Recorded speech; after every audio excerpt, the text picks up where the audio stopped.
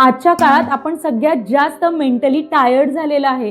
खरं तर आपल्याला वाटतं आपल्याला कोणी रिप्लाय दिला नाही, कॉल SMS, आपण एखाद्या वेळेस छानसा रेडी झालाय, आपल्याला कोणी कॉम्प्लिमेंट दिलं नाही, आपल्याला ॲप्रिशिएट केलं नाही, आपल्याला नाही माहीत आहे दुसऱ्यांची सिच्युएशन। खरं तर ती परिस्थिती आहे, दुसऱ्यांची स्थिती आहे। त्यामुळे आपण आपलं मेंटल पीस डिस्टर्ब करायचं नाही।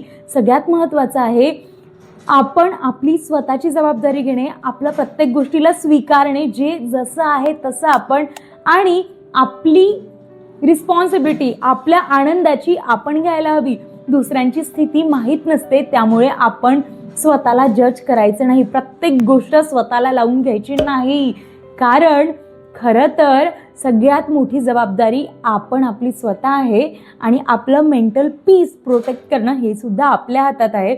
आपण परदेशात जातो, आपण छानशा जागी व्हिजिट करतो फिरायला, तर कशासाठी? आपली मानसिक शांतता ठेवण्यासाठी।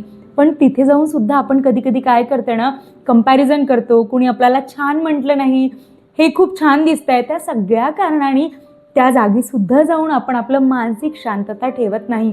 प्लीज स्वतःच्या प्रत्येक गोष्टीला एक्सेप्ट करा आणि आनंदी राहा, किंवा आपल्याकडे ज्या गोष्टी आहे त्यात समाधानी राहून स्वतःच्या कामावर काम कसं करू शकू याकडे लक्ष दिलं ना, तर आपली मानसिक शांतता ही नक्की मेंटेन राहते। आणि नक्की कमेंट करून सांगा तुम्ही डेली आपलं मेंटल पीस मेंटेन करण्यासाठी कुठली प्रॅक्टिस करता।